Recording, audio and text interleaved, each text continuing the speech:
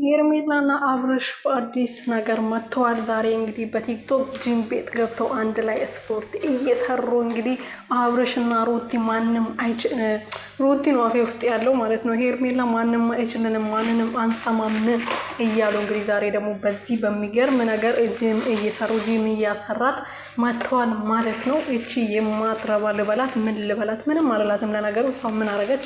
እሱን ቤተሰቡን ልጁን ሚስቱን ማስከበር ያለበት የገዛ ባልየው እያለ እሷ ለምን እንሳደዋለን?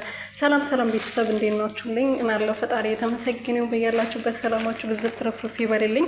ሄርሜላና አብርሽ በቲክቶክ መጥተዋል ማለት ነው። ዛሬ ደግሞ ጂም ቤት ስፖርት እየሰሩ እስከ ዛሬ ድረስ ብቻውን ነበር ሲሰራ የነበረው።